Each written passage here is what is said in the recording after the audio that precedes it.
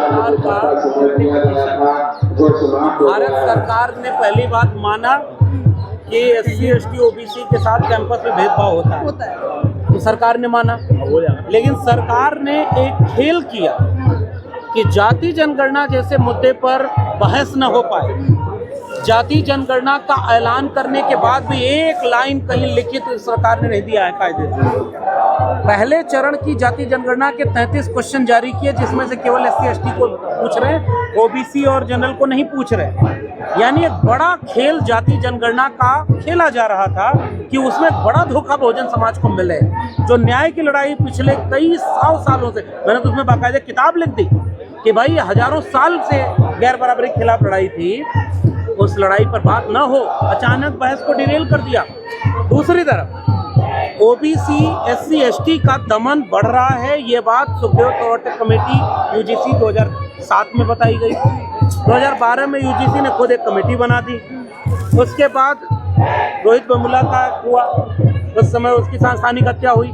फिर उसके बाद डॉक्टर पायल तड़वी 2019, दर्शन सोलंकी 2023, घटनाएं बढ़ती गई।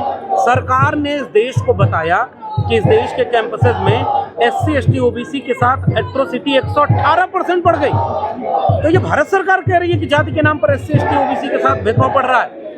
कोर्ट में जब पायल तड़वी और रोहित वेमुला की मां गई, तो उस पिटीशन पर 15 जनवरी तक सरकार को कोर्ट ने कहा था, और ये जो मौजूदा CJI हैं ये भी उस बेंच में थे। कोर्ट ने कहा कि 2012 का UGC रेगुलेशन कारगर नहीं है, आप और सख्त नियम बनाइए। और 15 जनवरी उसकी डेट थी, और इस गजट नोटिफिकेशन पे डेट क्या लिखी है? 13 जनवरी। हड़बड़ी में बनाया गया। कोर्ट में जाकर के क्योंकि कोर्ट सख्त हो रहा था, पूछ रहा था कि भाई आपने अब तक क्या कदम उठाए ये बताइए। तो ये साजिश रची गई। एक अच्छा दिखने वाला समता समिति का प्रावधान भाजपा की साजिश की भेंट चढ़ गया। पहला उदाहरण मैंने दिया कि जाति जनगणना से मुद्दा भटका दो, क्योंकि अगर जाति जनगणना इस देश में हुई रहती तो आंकड़ों पर बात होती ना, धारणाओं पर नहीं ना होती कि किसके खिलाफ कौन है, कौन विश्वविद्यालय में बैठा है, कौन जुडिशरी में है, कौन मीडिया में है, आंकड़े देश को पता नहीं। अब एक आखिरी बात कि इसकी हड़बड़ी इसलिए भी साबित होती है कि आपने इतना कमजोर नोटिफिकेशन जारी किया कि आपने न तो भेदभाव के प्रकार बताए, न तो कमेटी में कौन होगा उसकी शर्तें बताई, न तो उसके प्रोसीजर को पूरा बताया, ताकि एक तबके को कंफ्यूजन या वो सड़क पे उतरे। फिर उसके बाद आप कोर्ट में जब ये सुनवाई हुई तो भारत सरकार ने अपने दस्तावेज को डिफेंड क्यों नहीं किया? क्यों नहीं अटॉर्नी जनरल और सॉलिसिटर जनरल वहां खड़े हुए और कहे कि भारत सरकार का बनाया दस्तावेज है, आप इसे रोकिए मत, आप हमें 24 घंटे का समय दे दीजिए, 1 हफ्ते का समय दे दीजिए, हम इस पर जो आप कह रहे हैं स्पष्टीकरण दे देंगे। 10 दिन आंदोलन होता रहा, भारत सरकार ने क्यों नहीं सफाई दी? UGC ने क्यों नहीं प्रेस कॉन्फ्रेंस करके इस पर जो भी मतभेद थे वो दूर किए?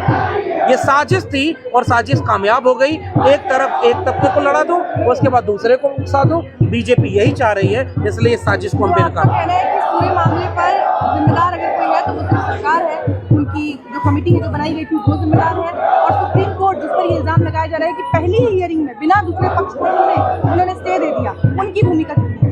अब लड्डू बांटते गए। अब मैं ये कह रहा हूं कि अगर सरकार इसमें दोषी न होती, सरकार साफ लिखती कि ये जो अधिनियम है, अभी तो इस पर कितने सवाल पूछे जाने थे कि ये केवल सेंट्रल यूनिवर्सिटीज़ पर लागू हुआ है, ये IIT IIM पर लागू नहीं होगा, मेडिकल इंस्टीट्यूट पर लागू नहीं होगा, और तमाम केंद्र सरकार के जो एक्ट से बने हुए हैं संसद से उन पर लागू नहीं होगा। तो दर्शन सोलंकी तो IIT का लड़का था, पायल तड़वी तो मेडिकल की स्टूडेंट थी, और जातिगत उत्पीड़न हो रहा है, सब में हो रहा है। तो एक तो ये अधूरा था। अगर सरकार की मंशा न्याय देने की होती तो अगर उसने जो सुप्रीम कोर्ट में बहस हुई 5वें पॉइंट में भेदभाव में सबको शामिल कर लिया, जाति, धर्म, लिंग, नस्ल, दिव्यांगता, तो तीसरे क्लास में केवल जाति आधारित भेदभाव को लिखा। तो भाई एक क्लास सबके लिए लिख देना चाहिए था ना, कि महिला के लिए उत्पीड़न भी होगा तो होगा। और मैं तो एक बात और कह रहा हूँ कि ये कितनी बड़ी साजिश रची गई। मैं 14 साल प्रोफेसर रहा दिल्ली यूनिवर्सिटी में। उस साजिश में क्या हुआ कि आपके पूरे विश्वविद्यालय में एक डिसिप्लिनरी कमेटी होती है, हर कैंपस में होती है। एक डिसिप्लिनरी कमेटी होती है, एक प्रोक्टोरियल बोर्ड होता है, एक जो है कंप्लेंट कमेटी होती है। किसी भी विद्यार्थी के साथ कोई भी गड़बड़ होगा तो न्याय मिलेगा, लेकिन फिर भी महिलाओं के लिए एक अलग कमेटी बनती है ना, क्योंकि आप ये मानते हैं कि पुरुषों के वर्चस्व या झुकाव वाली कमेटियों में महिला को न्याय नहीं मिलेगा। तो women cell, equal opportunity cell और उसके बाद जेंडर सेंसिटिव सेल, ये सारा बनता है ना। तो महिला की तरह ही इस देश में जब शेड्यूल कास्ट, शेड्यूल ट्राइब को ये पाया गया कि जिन कमेटीज में उनके लोग नहीं होंगे वहाँ उनको न्याय मिलने की गुंजाइश नहीं है, तो उसके लिए 2012 का रेगुलेशन बना था। तो आपने माना था ना, तो आप क्यों नहीं इसको स्पष्ट किए? बीजेपी सरकार की साजिश थी। आप जाति आधारित भेदभाव क्यों नहीं स्पष्ट करके देश को बताए कि अगर SC, ST, OBC तीनों एक साथ लिखा है तो इसका अर्थ कतई नहीं है कि OBC अगर शोषण करेगा तो उस पर कोई कार्रवाई नहीं होगी। लेकिन स्पष्ट भी नहीं है। ये गवर्नमेंट की साजिश थी बीजेपी की। बीजेपी चाहती थी कि केओस परिस्थिति बन जाए। अगर इसमें क्लियर लिखा जाता कि शेड्यूल कास्ट बच्चे के साथ एक OBC अगर भी जातिगत भेदभाव करेगा तो भी सजा पाएगा, जो कि इसका मतलब भी है। अगर एक अति पिछड़े के साथ एक पिछड़े समुदाय का व्यक्ति करेगा तो वो भी सजा पाएगा। आप महिला वाला क्लॉज अलग से जोड़ते और उसमें लिखते कि महिला के साथ कोई भी SC, ST, OBC जनरल कोई भी भेदभाव करेगा तो सजा मिलेगी।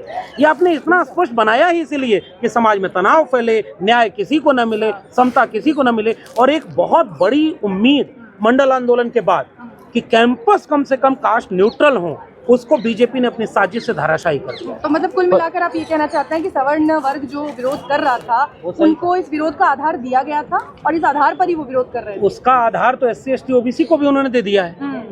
अब तो अब कल को वो समाज अगर उतर जाए सड़क पर तो क्या करेंगे? और लोग उतरेंगे। उस समाज को क्या आपने ये नहीं बता दिया कि जो उनकी उम्मीद थी, उनके बच्चे जब इस विश्वविद्यालय में आए, विश्वविद्यालय में कोई प्रोफेसर ऐसे ही बोल दे रहे तुम कोटे वाले हो क्या, तो ये इसका क्या होगा? आरक्षण के ऊपर टिप्पणी, उसके जाति के ऊपर टिप्पणी, ये सब आपने इसमें लिखा ही नहीं। तो एक तरफ आप पहले जो ताकतवर समूह था उसने मीडिया में नैरेटिव बना दिया, क्योंकि मीडिया में भी उनके लोग थे और ये भारत सरकार बताती है 121 लोगों में से मीडिया में एक भी दलित आदिवासी नहीं है, एक आध OBC है। तो आपने नैरेटिव बना दिया। ये सारा खेल बीजेपी का खेला हुआ है, वरना इतना लचर ये अध्यादेश कभी नहीं बनाया जाता है। और आप अपने बनाए हुए कानून को कोर्ट में खड़े होकर डिफेंड नहीं कर रहे हैं, इसका मतलब आप साजिश कर रहे हैं। एक सवाल उठ रहा है कि जैसे OBC, SC, ST तीनों अगर एक साथ एक लाइन कैटेगरी में डाले गए हैं तो OBC के ऊपर भी SC, ST का मुकदमा लग जाता है।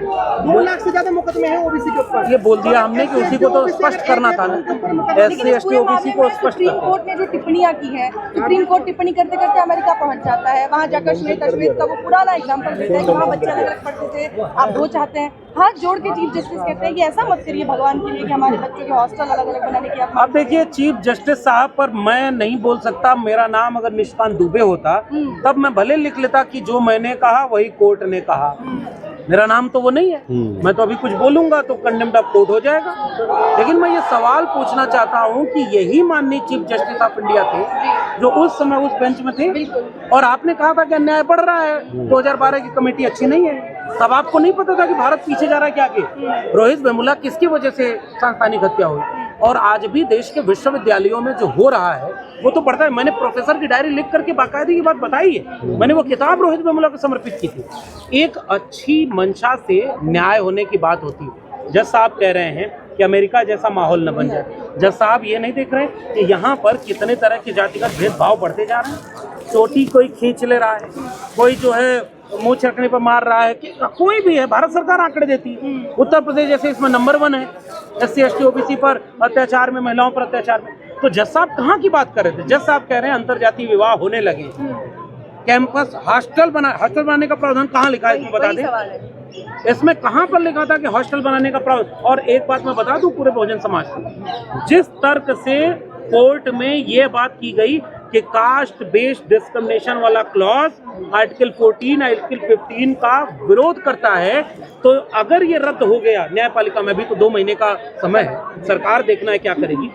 कल को ये कह देंगे कि SC, ST, OBC को मिलने वाला आरक्षण भी तो भेदभाव पर है, क्योंकि जाति के आधार पर सवर्ण को आरक्षण नहीं मिलता। मंडल कमीशन की रिपोर्ट कहती है कि समानता केवल समान लोगों में हो सकती है, असमान लोगों के लिए समान नीति बनाना असमानता को स्थिरता प्रदान करना है। तो जो लॉजिक इसमें दिए जा रहे हैं, आप कह रहे हैं अंतरजातीय विवाह हो रहा है, तो अभी अंतरजातीय विवाह में पिछले 1 साल में आप देख लीजिए कितनी जगह पे ऑनर किलिंग हो गई।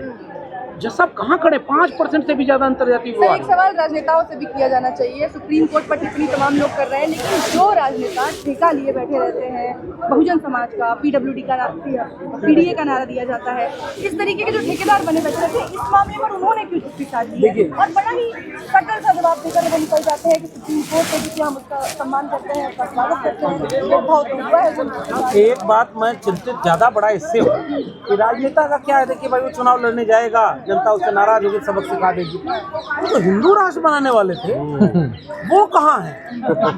कंधों से ऊंची कभी छाती नहीं होती, धर्म से ऊंची जाति नहीं होती, कथा सुनाने वाले कहाँ हैं? जो आरक्षण के खिलाफ बोलते हैं, तो अगर धर्म की कथा कहते हो तो उसमें आरक्षण के खिलाफ क्यों बोलते हैं? बोलते हैं ना वो लोग, पॉलिटिकल लोग हैं ना, कथावाचक तो है नहीं, वो सब बीजेपी और आरएसएस के एजेंट हैं। वो सारे चुप क्यों हैं?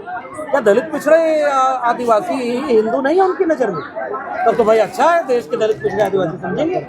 वो जो गिरिराज सिंह ने एक ट्वीट किया कि सनातन को बांटने की जो कोशिश उन्हीं की सरकार कर रही थी, ये गिरिराज सिंह ने लिखा, ये उन्हीं की सरकार कर रही थी सनातन को बांटने की, लेकिन SC ST OBC को उन्होंने